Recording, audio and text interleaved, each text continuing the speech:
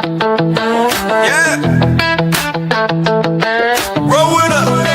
Turn it up. It's Alabama folk. Jack, Jeff, Trev in the booth. Yeah, you already know. From Tuscaloosa nights to the Saturday lights. Breaking down the tide.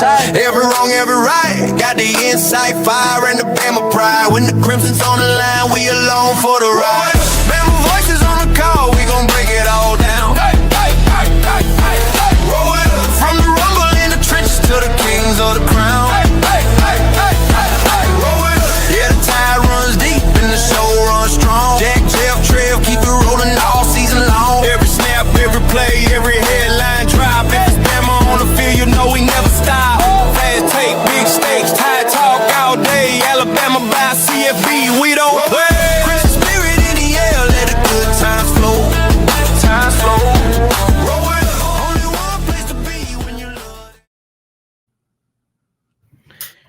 Good afternoon, Crimson Tide Nation, and welcome to a special edition of Alabama Crimson Tide Live from yours truly, Jackson Johnson and Trevion Ware.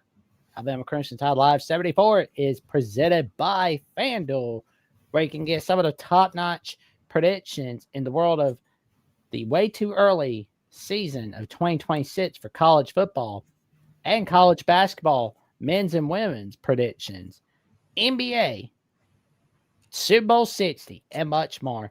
And just kind of like looking at Alabama, Florida, before we really get started with the show, we were right to tell people go straight up on Alabama Tuesday night against Missouri.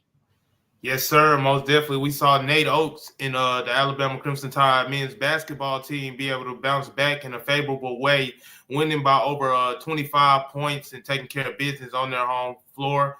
So, of course, that win felt good, but of course they are facing off against the national defending champs in the Florida Gators tomorrow. So that's going to be a big one, with Alabama being a 6.5 point favorite. So you definitely want to tap in with our partners at FanDuel. You can get the latest odds on player points, player stats, player anything on the betting market you're looking for. FanDuel has it. So you definitely want to tap in with our partners at FanDuel. Thank you. Yeah, I mean, like Alabama's 6.5 underdogs, and the defending champs Florida are basically the 6.5 favorites. But I would basically go with Alabama beating the spread against Florida, to be honest, because I think they can really keep it close. I think everything's gonna be fine, obviously, but we'll wait and see what happens in the world of college basketball for Alabama.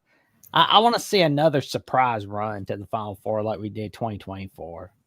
Yeah, me too, man. I'm definitely thinking that the Crimson Tide definitely keep it close tomorrow. Yes, Florida Gators are the defending champs, and they have a lot of size and stuff like that, and that's giving Alabama problems in past seasons. But I'm definitely loving the mojo that Coach Nate Oates has those boys playing under, and they're looking for something to prove. So I'm definitely always backing the underdog, and it doesn't hurt that it's Alabama basketball. So I definitely can see your point on that.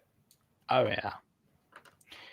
But, we saw Coach DeBoer and some of our Bama players at the Senior Bowl speaking up this week in Montgomery. Matter of fact, we got some clips from Davis Baker where he was asking Coach DeBoer some questions about whether Alabama took the necessary steps in year 2. Let's hear what DeBoer has to say.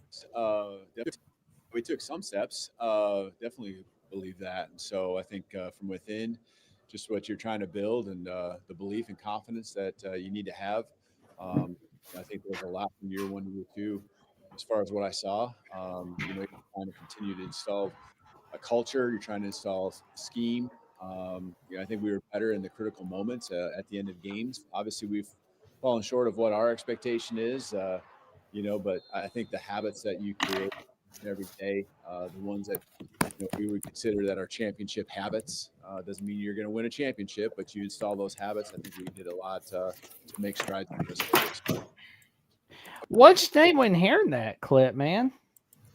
Man, obviously, that's not what Alabama fans want to hear. I know a lot of Alabama fans might think that is excuses being made on Kellen DeBoer's part, but I think he was brutally honest. I think he gave a brutally honest assessment about just his tenure at Alabama. Of course, the part that stands out to me in that clip about him just openly admitting that he has fell below standards. But there's still a lot of good that comes with that. Alabama made a lot of improvement from 2024 to 2025 in that second year, and they're still looking to make a lot of pushes in this third year. Yes, this third year is very critical, but I definitely think Kalen DeBoer has his head on straight. He knows the job at hand. Yes, this is one of the most pressurized positions in college football, in college sports, period.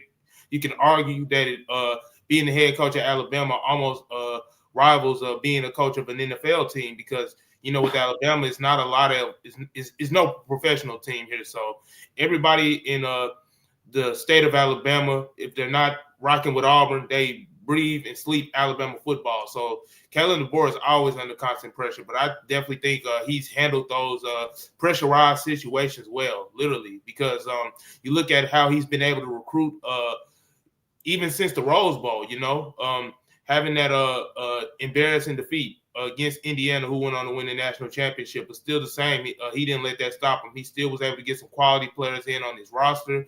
And you look at the 2025 and 2026 recruiting class, landing back-to-back top 5 nationally ranked classes. So I definitely love the direction that this program is headed in because, like I said, a lot of coaches would have laid down.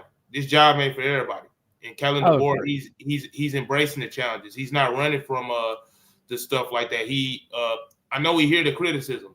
So, and he's still working his plan. And that's the thing with Alabama fans. They don't want to have a lot of patience, and I can get that, being under Nick Saban under all those years, having those 16 consecutive 10-win seasons, seeing those 6 national championship trophies being raised.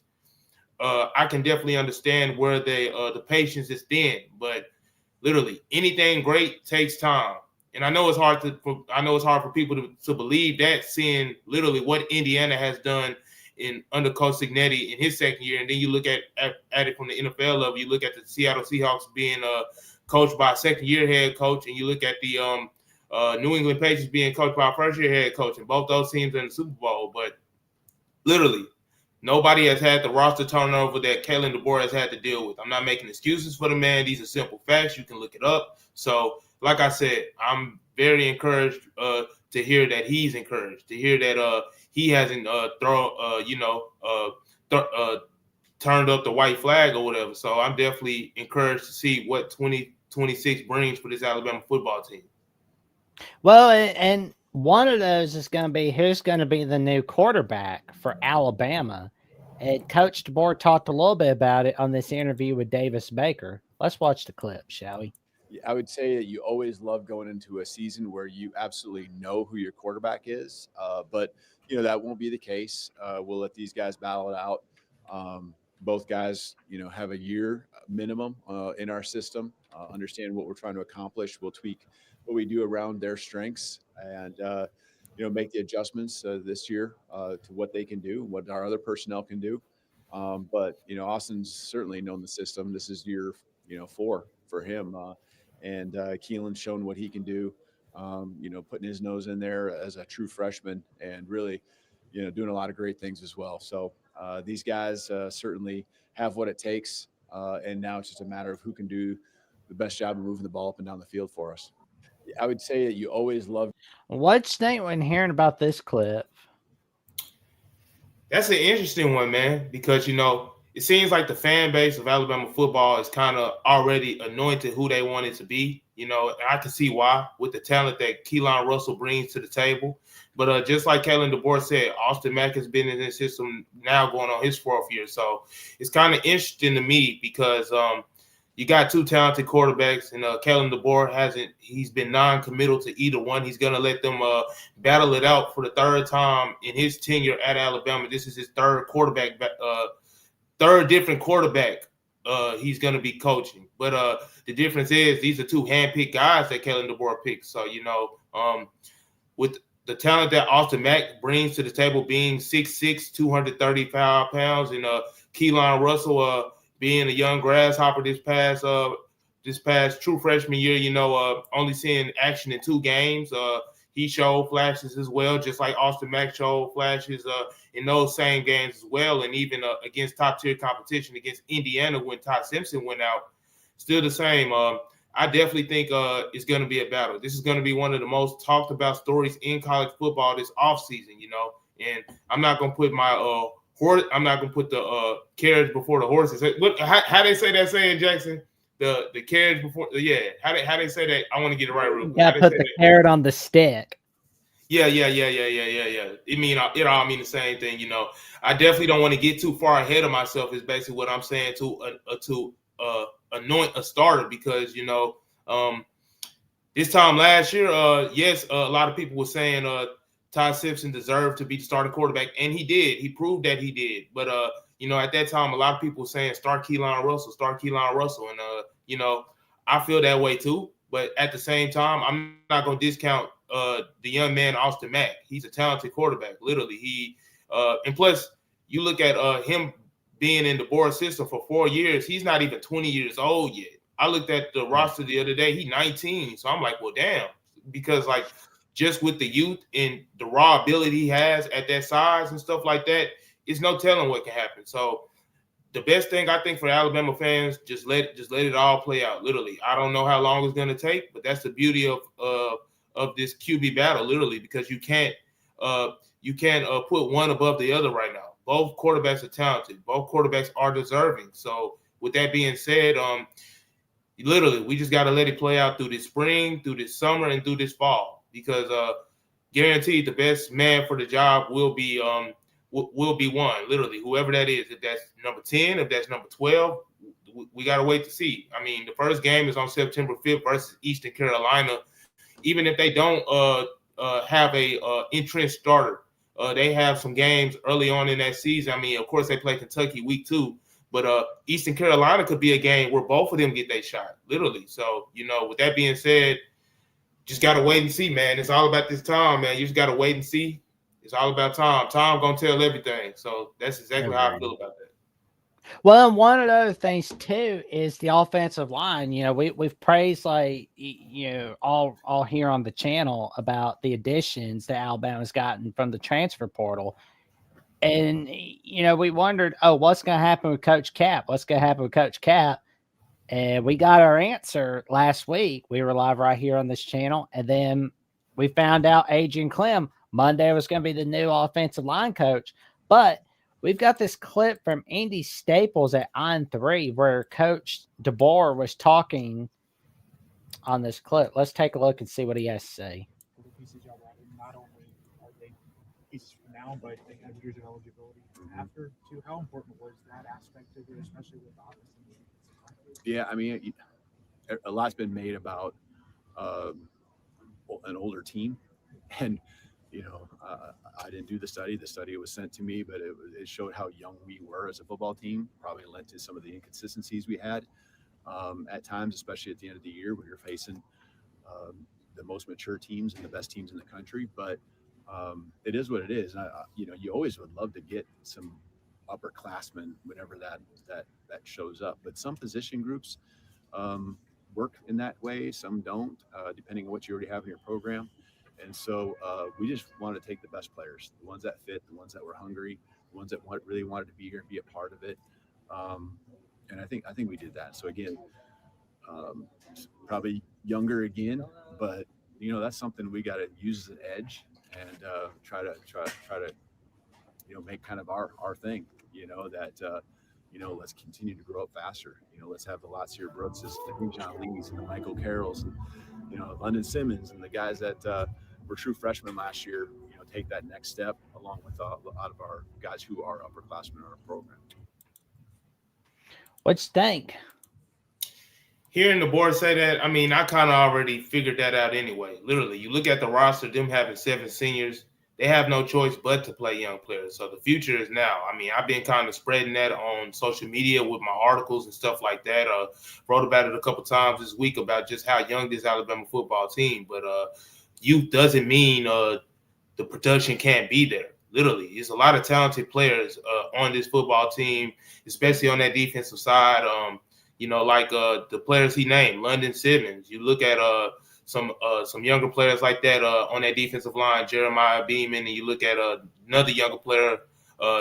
He's not a younger player, but he hasn't played a lot in the Alabama football uniform. I'm talking about Isaiah Faga. I mean, those three guys right there, those three guys alone are definitely going to have to step up and do some big things along Kane Warmack's defensive line. But who says they can't? Literally, I feel like everybody just counting Alabama out just because of the youth and stuff like that. I mean, yes, it has to be proven. I understand that, but still the same. The talent there. So all it takes is the right coaching to coach them up and put them in the right positions and stuff like that. And the same can be said on the offensive side of the ball. We saw Alabama rehaul their whole offensive line and get 6 offensive linemen through the transfer portal. And those guys, the players that they got, for the most part, they had been productive at other places, or they was stuck behind some players like that. So I think that youth, it's going to be a lot of hungry players looking to prove themselves. So that can only be a good thing, in my opinion. So, I mean, of course, you got to go on the road in the SEC. You got to go in those hostile environments. And, with that, with inexperience, that can breed mistakes and stuff like that. But I choose not to look at it that way. I mean, literally, because I just think with all the fire and all the stuff that people are saying this offseason, I think it's going to be a lot of receipts being pulled in the next 6 to 8 months. So with that being said, I'm embracing the youth movement. I mean, we kind of got no choice but to embrace it. But I definitely think this spring, this summer and fall, with all the competition at all those positions that got question marks, they're going to definitely evaluate all those positions and get the best players possible to play. So with that being said, I'm excited. I'm excited about the direction the program is headed in. A lot of people not saying that, but I'm saying that. So I'm just excited about it. So I'm ready to see people step up, prove themselves, and get their value, because with a lot of players breaking out, it's going to be a lot of players getting their value. So I'm excited to see that. Well, and there are those that were having some questions about DeBoer, but none other than Tim Keenan and Ty Simpson were backing up Coach DeBoer. They're like, he's the perfect man to get the job done. I believe he can get it done. I mean, it's like, I really think he can. And here we got this clip from Josh Taylor where Tim Keenan has nothing but high praise for Coach DeBoer. And we getting going. Talking about Kalen DeBoer, obviously, it was crazy because there's a lot of, we talk about the Alabama standards. Some people say you lose a game, the noise gets loud. But at the same time, he was talking about going to Penn State, going to Michigan. What was it like just dealing with that noise and being able to cancel it out and focus at the task at hand? Yeah, he never said any of that. He never said he wanted to go to another school or nothing. And he made it clear that he said that Coach DeBoer has been nothing but the greatest coach ever, as far as like getting his players going and connecting with his players and being around his best players to be his best players. So Coach DeBoer, I don't have a bad thing to say about him. He was all locked in. The day he took the job, yeah, he under a lot of fire and all that stuff, but I promise you he's going to come out of it way stronger. And a lot of people going to eat the words that they had to say about him. What's the next step? Just kind of seeing this, what'd you think? I mean, when you hear a player like Tim Keenan, who's been in the program for so long, literally, he played under Nick Saban. And for him to say stuff like that, I mean, I think it just speaks volumes to the job that Kalen DeBoer was able to do from year 1 to year 2. Because if Alabama fans know, literally, Tim Keenan was literally you could argue that he was the heartbeat of the team. And with the next person we've been talking about, Ty Simpson, he was the lungs of the team. And literally, that's not their coach anymore. And for them to still be speaking volumes like that, I mean, you got to do nothing. You only can do nothing but believe it, because, like I said, a lot of coaches don't have what it takes to literally take this job and follow the GOAT. Literally, Nick Saban, he following the GOAT. You got to follow up what the GOAT did, and literally, he hasn't run from any challenge. Literally, we had rumors this offseason about him going to Michigan, him going to the Penn State, all the types of stuff like that, and some of those rumors were true. Not that he was gonna go, but that the schools were pursuing him. And that was one way to exit the door. He never ran from the challenge. So with that being said, with him embracing the youth on this football team, with him making some changes this offseason and them bringing in some new talent, I'm definitely just excited to see Kellen DeBoer prove people wrong, because there's not a lot of people on the Alabama bandwagon right now. There's not a lot of people saying that Alabama going to do jack squat next year. Literally, I saw some polls where they was picked to be seventh in the SEC and stuff like that. And I mean, it's fair in a way with just with them losing 22 players in the transfer portal and question mark at quarterback and only returning 2 starters on the offensive side of the ball. But still the same, they were able to recover nicely, in my opinion, with some of the talent that they brought in and just some of the moves that they were able to make. So I'm definitely appreciative of Tim Keenan, sticking his neck out there, because he trying to embark on his NFL career. I mean, of course, they asked him a question. He got to answer the question. Some people might say there's a lot of media trained stuff with that, but I definitely think that with Tim Keenan saying that, I definitely think he's not just saying that. It's some truth behind. It's a lot of truth behind that. So, with that being said, everybody gonna talk. People that's where everybody got a mouthful. But at the end of the day, Kellen DeBoer can only prove them wrong. And with the direction that with the changes that he's already made this January, as we move into February, and with spring ball coming up soon, I think he's just gonna embrace all that doubt as a challenge. And I'm just kind of happy. I'm kind of happy that it's going this way, though, because, this is the first time that I've ever seen Alabama's football team just be so slept on. So let the world sleep, man, and just let Kellen DeBoer work his plan, man. I continue to preach that. I mean, if it blow up in my face at the end of the day and I'm wrong, hey, I'll hop on here and say I was wrong about the man. But right now, I definitely think that he got the fortitude to withstand all this noise and rise above it. So I'm ready to see it. That's what I like about the low expectation for this upcoming season. Yeah. Is we get to see who's really there and who's really not there. Because like all those bandwagon fans, they're going to the next team. Like that's just funny to me right there. Because like for years, I used to just ask somebody, okay, if you're a fan of Alabama, what year did Alabama play this team or that team, or what year did this have that happen? Like I love doing that, because it was like you could see who's the real fan or the bandwagon fan by then. But oh, go ahead. No, you got it, Jackson.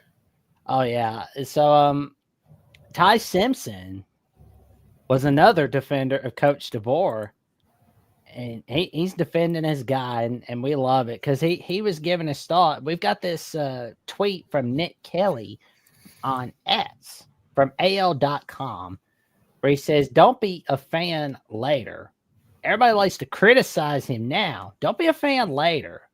That dude is the exact person for the job. There's no doubt in my mind. 100%. 100%. No doubt about it." Yeah, I'm definitely feeling the same way, because literally, Todd Simpson, literally, he sat on the bench for as long as he did. He saw the transaction, the turnover, and everything with the program happen.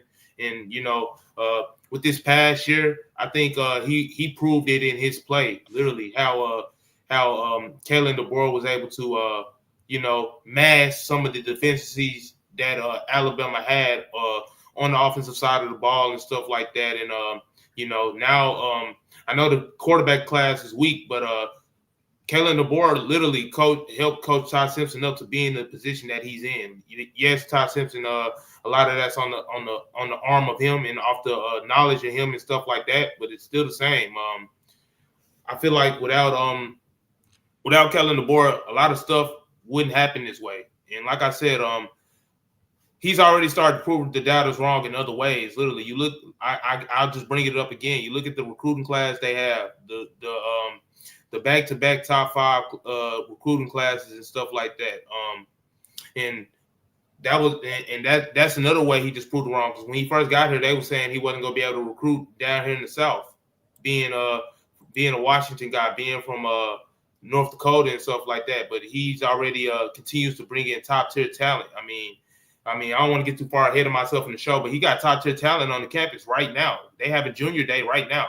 He's getting some of the top commits in the nation to come here right now.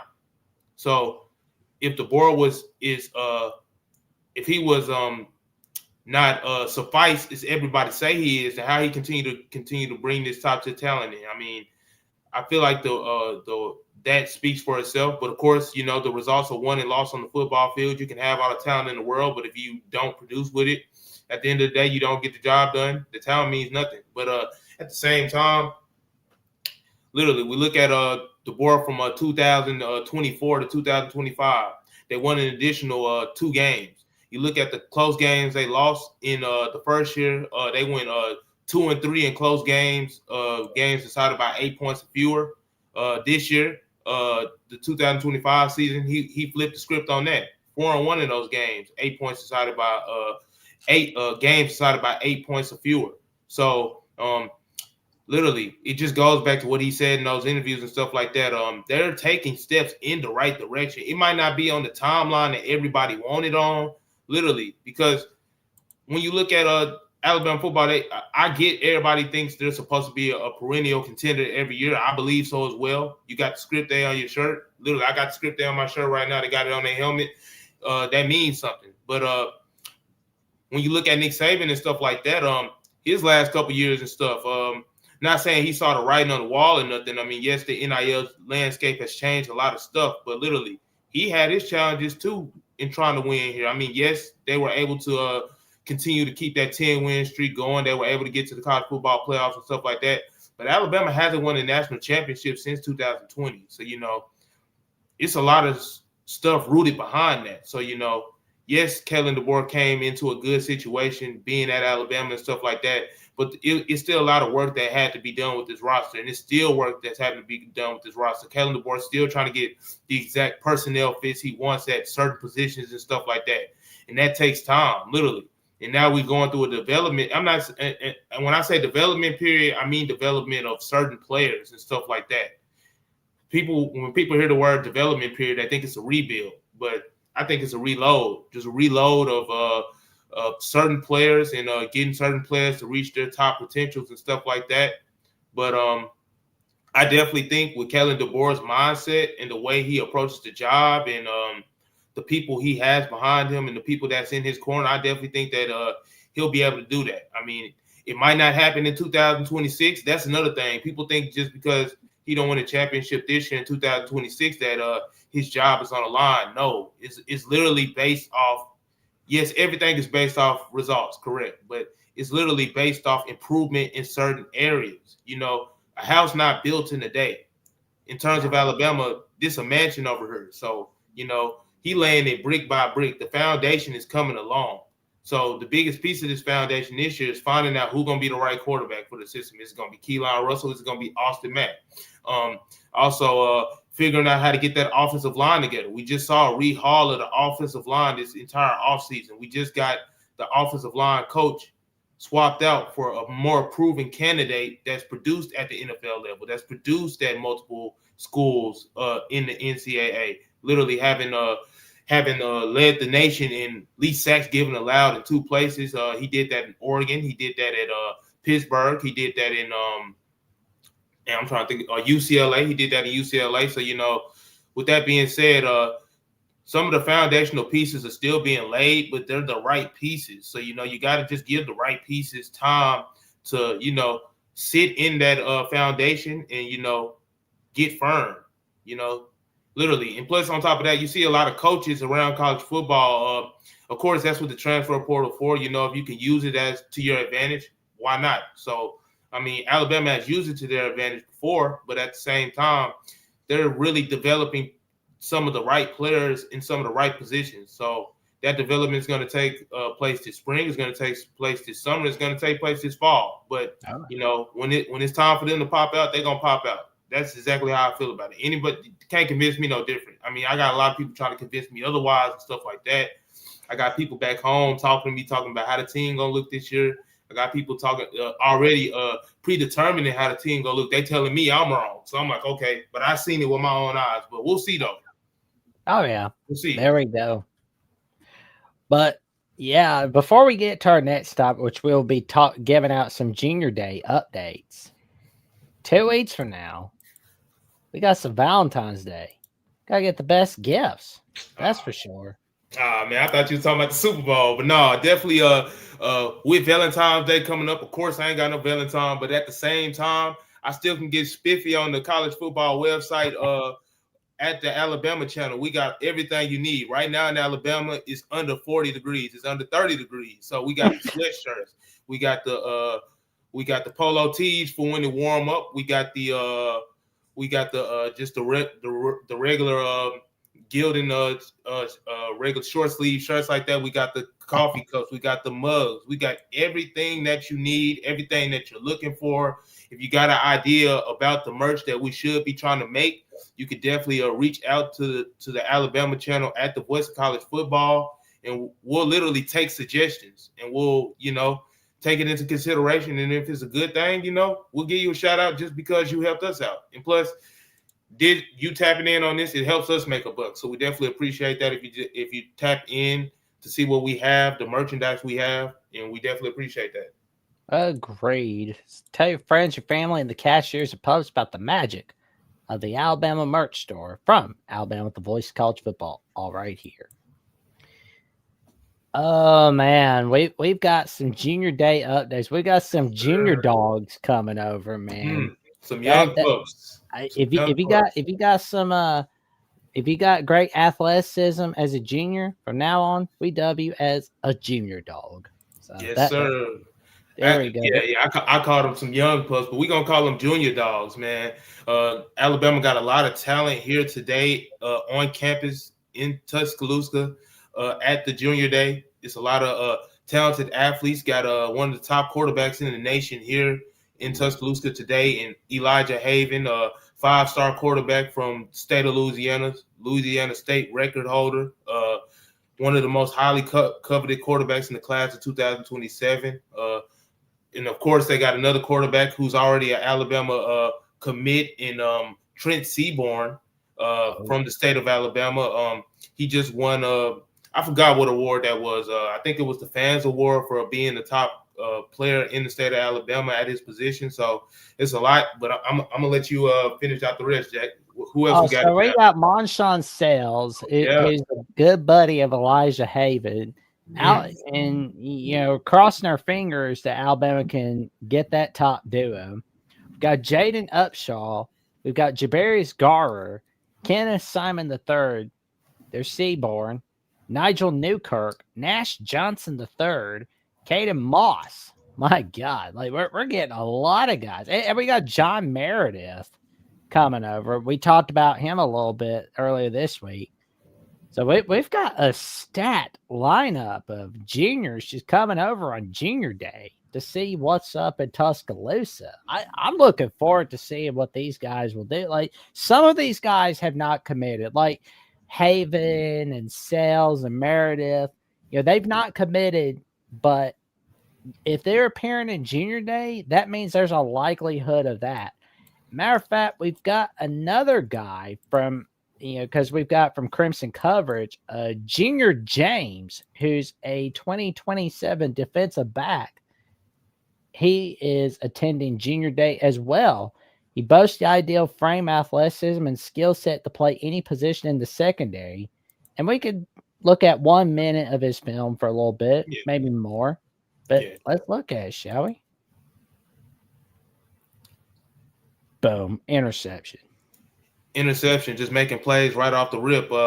Just like our guy at Brody says, who does a lot of the analysts and all the film watching and stuff like that, is just exactly what he says. A dude that can play anywhere in the secondary.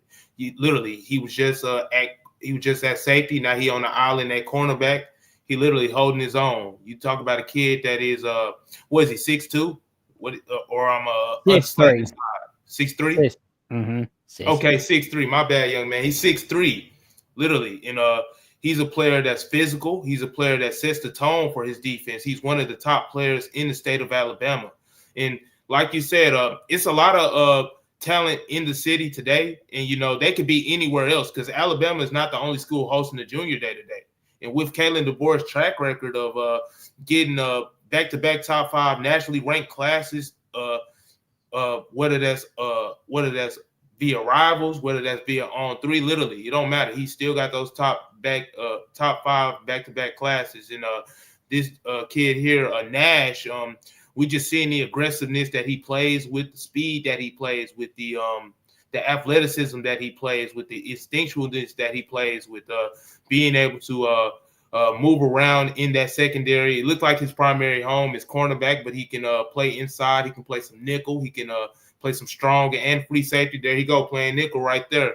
And his play recognition is special. Literally, it looked like he see the play coming before it comes. So with him in town, in Alabama, always looking to add to the defensive backcourt. He could definitely be a player that helps them continue that torch of being DBU. A lot of people call Alabama DBU. I think it's pretty proven throughout the NFL. Alabama always producing some good defensive backs every year. It don't matter what the record is. They're always going to have a good defensive back on this football team. So Nash can definitely be the next one.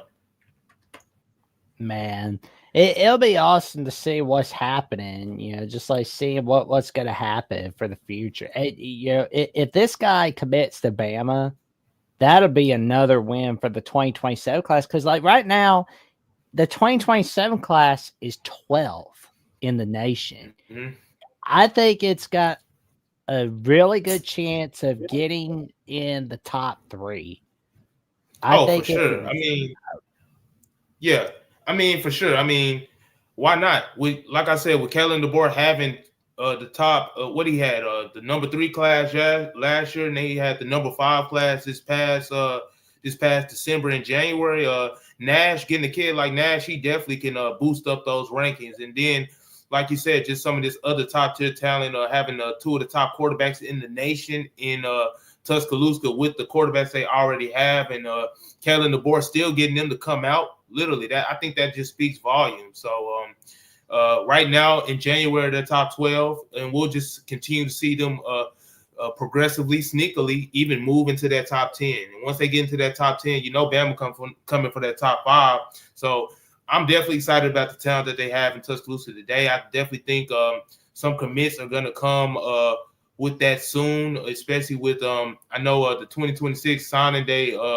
The regular signing day is coming up in the first week of February, but you see a lot of kids make those commitments in February, March, April, and May. So today is definitely an important day about making relationships.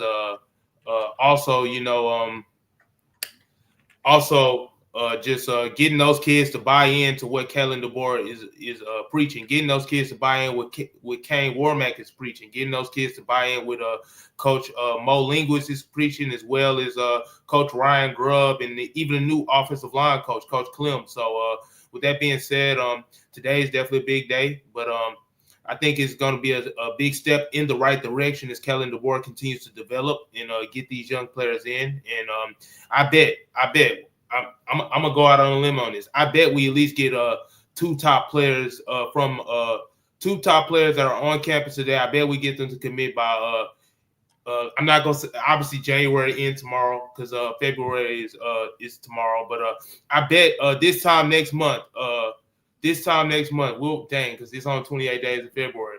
But I bet by the end of February, we at least get 2 of those guys to commit. I don't know which 2 is gonna be, but I bet he go get 2, and I bet those 2 will definitely push those number 12 current rankings into the top 10. So it's a big day. It'll be interesting to see what happens, but that's what we're here for. If we hear something, we'll definitely be here to bring it to you on the Alabama channel at the Voice of College Football. But yeah, we'll see what happens. For sure. I'm excited to see what's coming up. We're kind of waiting it out for who's coming. We see Raylon Henry. Now, I believe he's a Texas A&M commit.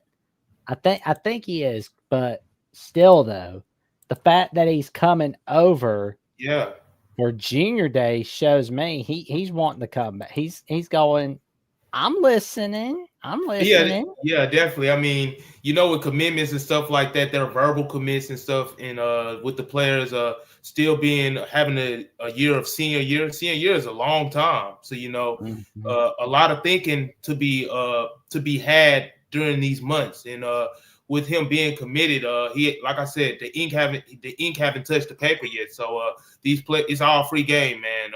See the big smile on his face. You see Coach Linguist and you see Kellen DeBoer. Just let them work their magic, man. Because literally, I mean, if he was 100% committed, he wouldn't have to. He wouldn't be here. It's cold in Tuscaloosa. I mean, it's cold in Texas too. I'm from Texas, so I know my family out there cold right now. But still the same. Taking that trip up to Alabama today and being on that senior day, that could also just speak volumes as well. So, like I said, just let them two young men work them. Let Kalen DeBoer and Coach Linguist work their magic. Let Courtney Morgan work his magic, man, because there's definitely gonna be some magic going on behind the scenes that sparks today and materializes over the next couple months, and we'll be there to see it. So who knows? We could be looking at a potential flip right here. We don't know, but we'll see. If it happens, we'll be here to bring it to you, like I just said. So just keep your ear out. The fact that he's looking pretty happy in this picture right here makes me feel like there's a really good chance. Yeah, I ain't gonna hype myself up too much, but hey, I definitely think it's a chance, man. Because Travion and Jeffrey kind of have to tell me every now and again, like, No, you good. Cool. No, I feel you though. Like you said, for him to even be down here and say you committed and stuff like that. I mean, players do it all the time, but it's still the same. I remember when I first came to Alabama, of course, I wasn't no commit or nothing. I was trying to start my career off and stuff like that. But I remember when I first walked in the doors of those facilities and you see all those trophies, you see the script there, you see the nicest facility in college football. You see all the amenities and stuff like that. That could change a kid's minds quick. And then just having those conversations with those coaches, you never know. So who knows, man? A lot can happen. So yep. I like your optimism, though, Jackson. I like your optimism, man, for sure. I appreciate it, man. I always like your realism, man. Yeah, for sure. That's why we got to give it a mix. I mean, it's on the left and it's on the right. We can't never get too high, can't never get too low. Got to stay even keel, right in the middle, because anything can happen. We've seen it. So there we go. It's like I'm always like, oh man, he's gonna come. It's like, nope, not yet. Oh, another guy. A 6'6" edge, Antoine Jackson is there. Matter of fact, there's an Instagram story pic from Antoine Jackson where he's at Junior Day. And if you want to give him a look on Instagram, it's Overtime Twan. So give him a follow on Instagram, ladies and gentlemen. Yeah, literally. And that's the trophy hall right there. Seeing all those championship rings, seeing all those past, present, and future NFL players and all those plaques on the wall and stuff like that. I know that kids thinking they can be the next one, and they definitely can be at the University of Alabama. It's just about the work that you put in. But you talk about a kid, Antoine Jackson, being one of the most highly coveted edges in college football, recruiting right now in his class and stuff like that, and getting him sitting down with Coach Freddie Roach and getting him sitting down with Coach Kane Warmack and stuff like that, hearing their plan for him if he were to come here, that can also be a selling point. So, these, like I said, it's just a big time. It's a big moment going on right now. I mean, we sitting at our individual places right now, but I promise there's a lot going on behind the scenes. So definitely I mean, you take everything with a grain of salt because anything can happen, positively or negatively. But like I said, getting all this top tier talent in Tuscaloosa today, like we talking about another player in Donovan Moore, the number 17 defensive lineman in the class of 2027.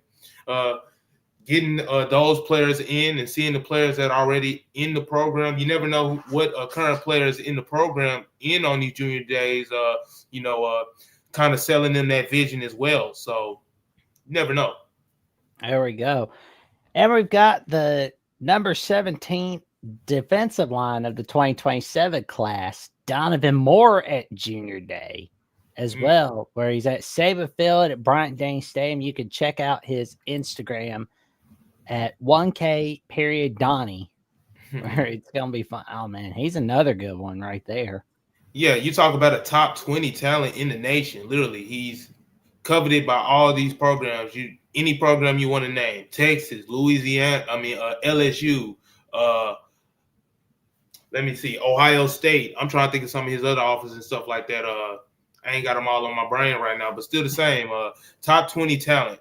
And like I said, Alabama not the only team right now having a junior day, but you see all these top 20, all these top 50, all these top talents in Tuscaloosa.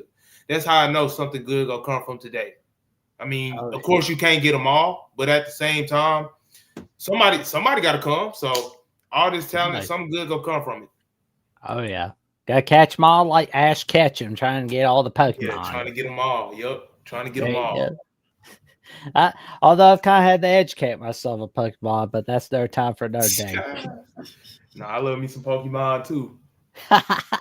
There we go, man.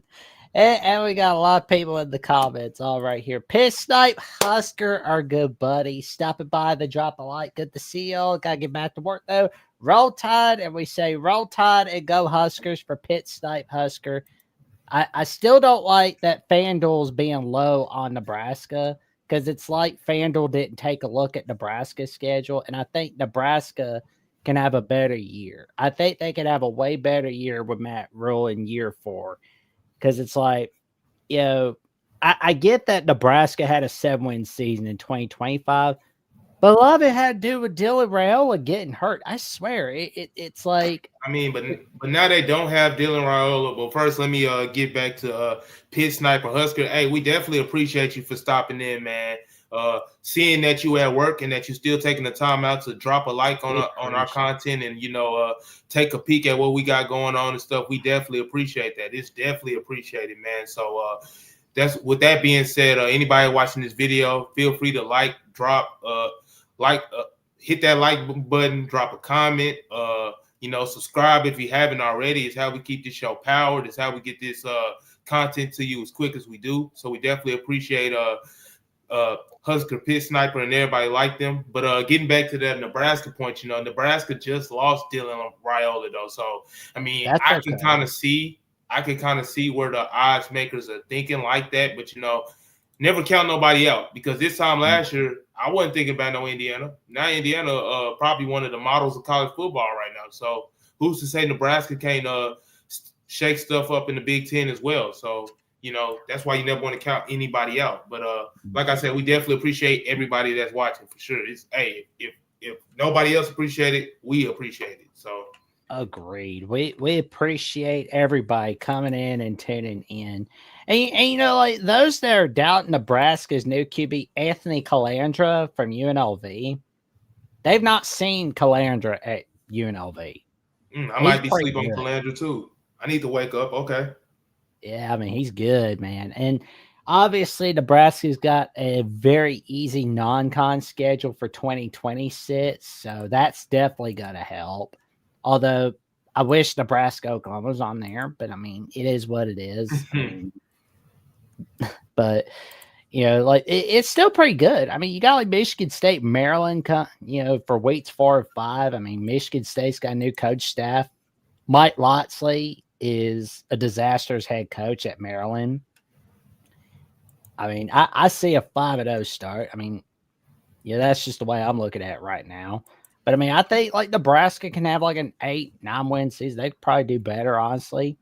But all I say is give Rule time. Don't throw the baby out with the bathwater on him, because he made magic at Baylor, made magic at Temple. He's making magic at Nebraska. It's coming. I promise you, Cornhusker Nation. I promise you. I know the end of 2025 looked bad, but that had a lot to do with Dylan Raiola getting hurt. If he didn't get hurt against USC, it would be way better than 7-6. That I do know. Man. Oh, how could I forget about how could I forget about Mr. Trent Seaborn? He was on the Way Offsides channel on an interview. Here we go. Way Offsides Cotton. There we go. They're a great channel to follow. Definitely check them out. Let's see what Trent Seaborn had to say. That's something that I take very with a big pride. That I take in. And in the Bible, Jesus teaches. He teaches to be a servant leader. That's kind of the way I do things. Is I'm not the type of person, to yell at someone or cuss someone out for doing something wrong. I'm more of the person to lead by serving my teammates. I'm gonna do the best that I can to make sure that my teammates are in the best position possible. And that's something I've learned over the years. Now I'm going into my 5th year here at Thompson High School, and I've been able to watch the guys before me that were older than me. I've been able to watch them lead, and their own certain ways or however they lead, and I try to take after them while also keeping the same mindset of I'm still serving my teammates, still serving my coaches. These are the people that come first, and these are the people that have gotten me to where I am right now. So I always try to remember that these guys are the reason. What you think about that, Trev?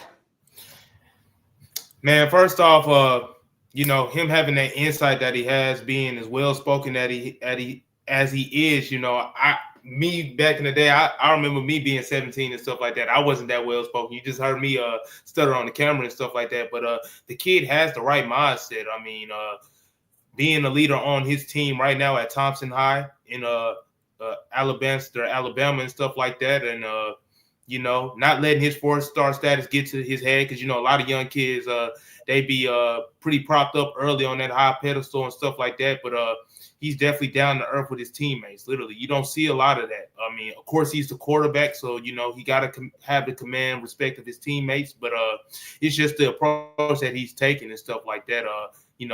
Willing to pull his teammates up and stuff like that. And it's kind of reminiscent of Todd Simpson. This past year, we saw how Todd Simpson, was definitely down to earth, was definitely one of those quarterbacks that had the best interest of all his guys, from the starter to the last person on the bench. And Trent Seaborn definitely embodies that same type of energy. So I'm definitely excited about him for sure. I mean, yes, Alabama got a packed quarterback room, but with that mindset, you're going to win. Somehow you're going to win. So I definitely love the mindset of a young Trent Seaborn. He's in town, like I said, today with Elijah Haven. I wrote about him today, literally. I saw that video. I got inspired just to put out a little piece on him.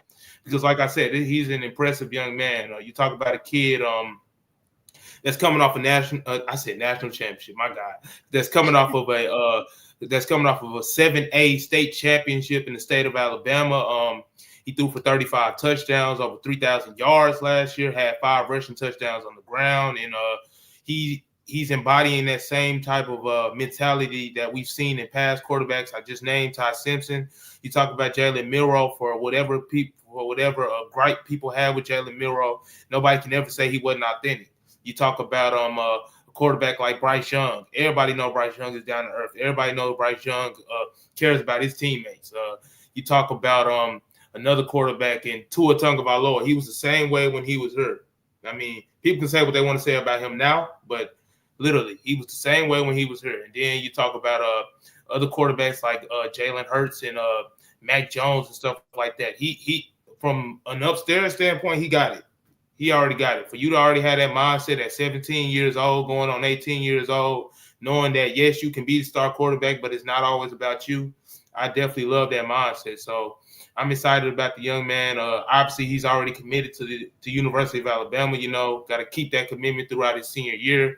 But with him being an Alabama kid and stuff like that, and he already said he's not afraid to embrace competition. So he's not adverse to sitting, because obviously Alabama got a log jam at quarterback. That's probably going to happen if they if they were to get Elijah Haven as well. Like I said, the talented quarterback from the state of Louisiana, state record holder who had over 73 touchdowns and he literally rewrote the record books in the state of Louisiana, having the most passing rushing yards combined and stuff like that, being 6'5", 200 plus pounds, 230 plus pounds. Already got the NFL size like that. If he were to come, that doesn't that would for one, I want him to come, but that doesn't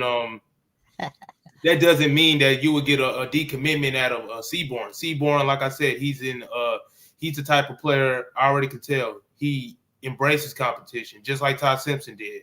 And just because if something were to happen where he got to sit, hey, it is what it is.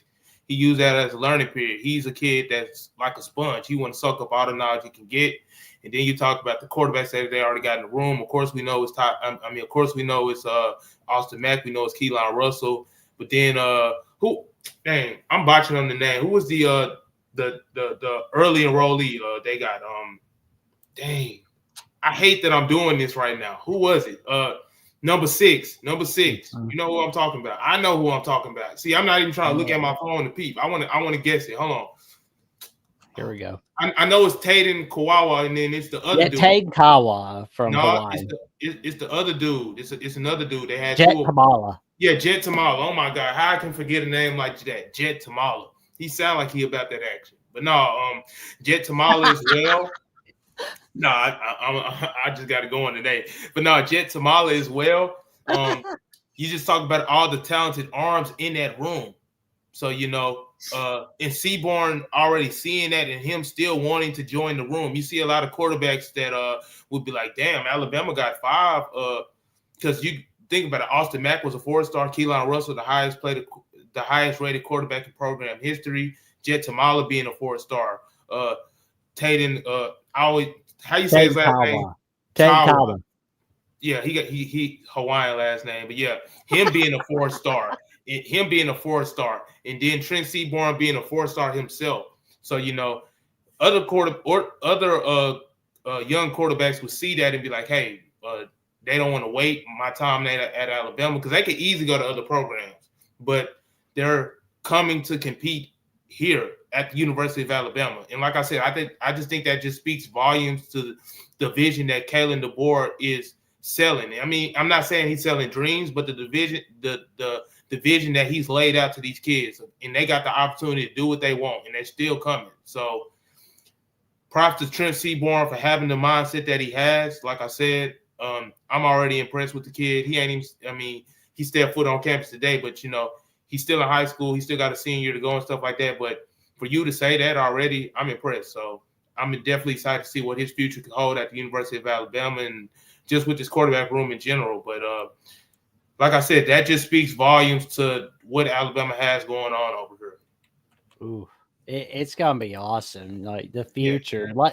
like you said, there will be a lot of there will be a log jam at QB, but that is a good problem to have. You know, just kind of like figuring out who your quarterbacks, because they're all so great. You know, because like for 2026, 2027, and 2028, just kind of like figuring out what's happening there.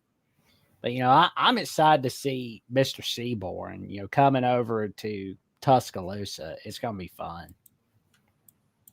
Oh, man.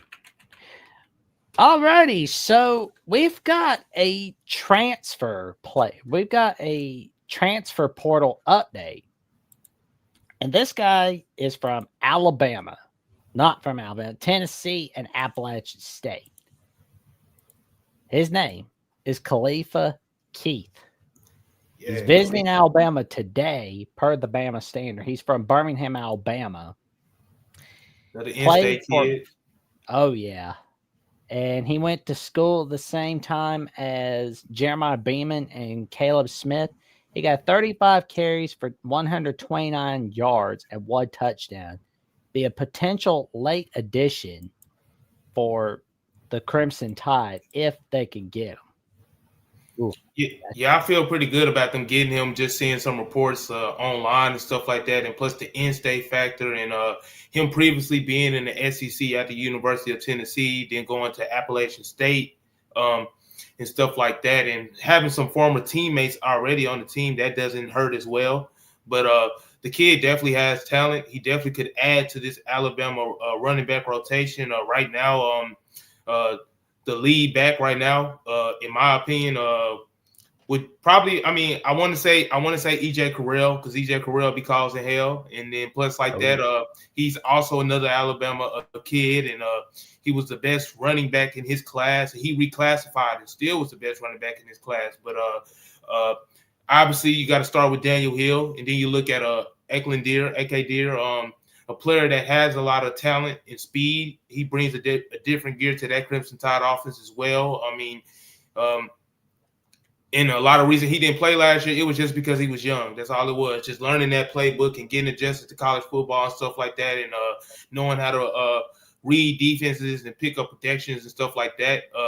And then you look at the other running backs they have back there. Obviously, Kevin Riley, another Alabama kid from Tuscaloosa High and stuff like that. Trying to see did I leave anybody else out? Ackland Deer. I just said Eklund Deer, but but anyway, but going back to Khalifa Keith definitely could bring some experience besides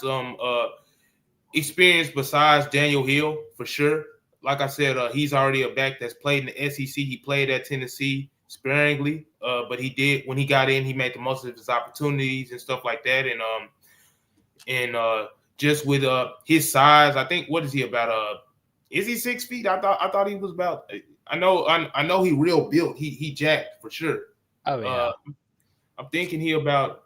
See, I don't even want to guess his height right now. See, I've been writing this stuff, so I ain't really even got around to him yet. I mean, the news broke about him being a potential target last night and stuff like that. But obviously, my folks have been on other things. But still the same, him being in town today, with all the commits in town and stuff like that, and being from Birmingham and stuff like that. Birmingham is only 45 minutes away, so he can come back home and play. Literally, I mean, don't he they said he has like a year of eligibility left, right? Mm-hmm. 1 year of eligibility. Yeah, 1 year of eligibility, and he trying to make a name for himself, for potential career at the NFL, and Alabama, not having a set running back in stone, like I said, right now I would think it'd be Daniel Hill, but he could definitely come in and challenge for that. If he's talented enough, he could do something. Not saying he will, but if he's talented enough, he could definitely do so. So I mean, but with him being in the transfer portal this late and stuff like that, and I mean, he's had other suitors and stuff like that, but he hasn't signed with them. Now he's coming to Alabama on a visit, and he literally 45 minutes away from home. So I mean, and having some ex-teammates on the team, that doesn't hurt. So I definitely think he could definitely be a potential ad here late in the offseason, probably a sneaky ad. I mean, it's not late in the offseason, but the transfer portal wrapped up. So late here in January, crossing over into February. I mean, he definitely can help the Crimson Tide in a bevy of ways for sure. And they said he was about 5'11", right? So yeah, I saw that. So I'm definitely excited to see how that recruitment goes of him, what he will do potentially. But Alabama can use all the running backs they need. Of course, you can't run the football. You can have all the running backs in the world, and you still got to have the offensive line. Alabama learned that firsthand this past season, but still the same. Getting that offensive line reconstructed and getting a new offensive line coach, and him looking to make a name for himself, and the home connection and stuff like that, everything might come full circle. So I wouldn't be surprised if he signed with the Crimson Tide this weekend or something like that. But if he does, keep an eye out. We'll be here to break that signing down for you. I definitely will have all the information needed. I'll go study him after I get off from here. So I can be educated for the fans and let them know, because I don't never want to tell a lie. I don't never want to speak on something I don't know. I mean, I knew about the kid before, but never thought he was a possibility for Alabama until the reports started coming out. So with that being said, we'll definitely be here to give you the top news if that does happen.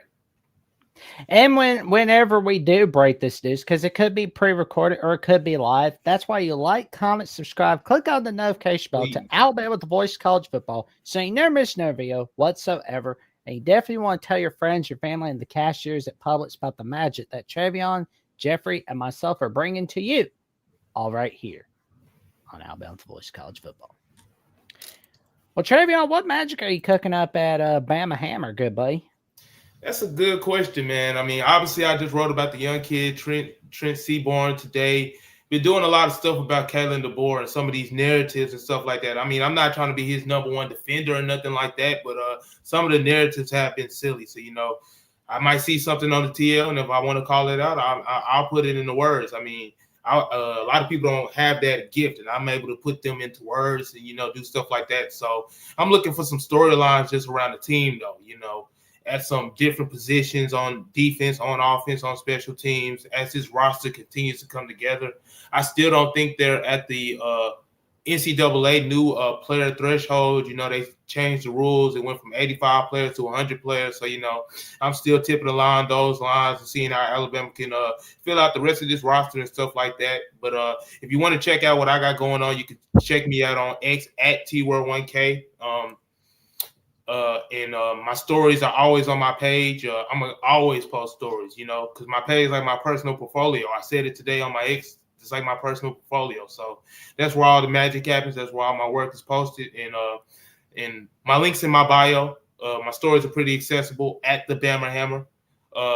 That's the one of the top sites in Alabama where they cover all things Alabama football, all things Alabama basketball, all things Alabama baseball, all Alabama athletics, period. I mean, yes, I'm a football guy, but I'm trying to, grow my knowledge in some of these other sports. I'm not a Bammer like everybody else. I'm a Texas dude, Texas bred, kind of got adopted into this Alabama media thing, but I'm loving it. So, I'm learning each and every day. And so, we love you already, man. We love you I already. appreciate that, man. Appreciate that. But yeah, I'm learning each and every day. So eventually I'll be able to expand my knowledge to other sports and stuff like that. But talking a little bit too much. But yeah, still the same. You can definitely check me out at TWord1K. Like I said, links in the bio, stories are all down the page. You ain't got to scroll too far because I post every day, right? Like a maniac. So yeah, there you go. There you go, man. And of course, you can check me out on Jackson Johnson 979, where I've got my show, The Jacksonian, on there.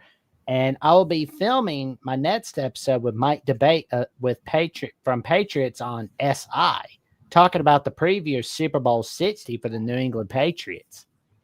And that's going to be a fun, wild ride right there. Good.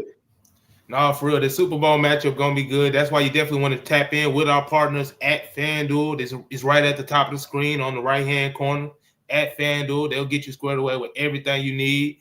I'm still trying to cook up my Super Bowl parlay. It's coming. But yeah, definitely tap in with us at FanDuel for sure. Oh yeah, for all the top games. Like I said, tomorrow Alabama plays Florida, but we talking about the Super Bowl. A lot of good matchups in that game, so you definitely want to tap in at FanDuel. They'll get you squared away and ready to play. Oh yeah, I mean, I'm curious to see. Yeah, this is like the first time in Super Bowl history that teams that lost the season opener are playing in the Super Bowl. That's something to kind of sink in. No, and it's also the first time, like I said, with Mike Vrabel being the first-year head coach at Alabama. I said at Alabama. Oh my God! But I'm finna get to the point though. With Mike Vrabel being the first-year head coach in New England and being a former player of the New England Patriots, winning those Super Bowl rings with him, with the Patriots and stuff like that. And then you got Mike McDaniel over there in Seattle being the second-year head coach and stuff like that. That's also history as well in the NFL. And but it also breeds expectations and early expectations, which is why a lot of people are on Kalen DeBoer head. But that football is a situational sport, and I continue to tell people that on the TL. I tell people that in real life. Football is a situational sport, so you never know what's going to happen. But still the same. Definitely going to be a good game in that NFL. In the Super Bowl for sure. Definitely going Super Bowl 60 going to be a classic. I mean, a lot of people. I never expected the two teams to get there, but Sam Darnold proved me wrong. I thought Drake May was too young, but they proved me wrong. But a lot of that's off the back of their defense, but still the same. They got there. So tap in with FanDuel.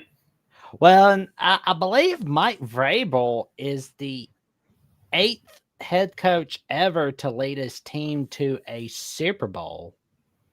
Yes. I think the first time a coach did that in Super Bowl history was the Colts head coach of 1970. That was called the Blunder Bowl, which there's definitely a story behind that.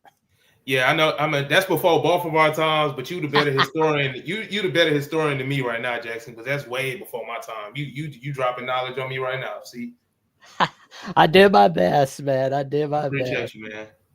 Same here, man. And of course, that it's gonna be fun discussing Super Bowl 60 with Mike Debate. Still looking for somebody from the Seahawks to discuss Super Bowl with, but that's all right. We'll get it figured out. And for more updates what I've got going on SEC at the Voice of College Football, including the next episode of SEC Live, Monday night, 7:30 p.m. Central Time, where I'll be joined by Cole Thompson of SEC Unfiltered and the Texans Wire, and co-host of the Power 2 on College Football Edition. And what I've also got going on here on Alabama with the Voice of College Football, check me out on Jats VSCFB on /Twitter and on Instagram and Facebook, Jackson Johnson 543-908. And with that being said, like, comment, subscribe, click on the notification bell so you never miss another video whatsoever. And we'll be seeing y'all soon, likely on Monday night, 6 p.m. Central Time, like we always are. But you could see us before then. If we get some breaking news, my bad. I know you was ready to hit the roll tide, but if you get some breaking news, I'm gonna drop everything I'm doing like I always do. This is our craft. We love to do it, so we'll be here for you. So we thank everybody watching. Stay cold. Stay warm on this Saturday, and you hit the roll tide, man. I ain't never good at it. See, I'm sorry, man. Roll Tide. Good afternoon, everybody. Yeah.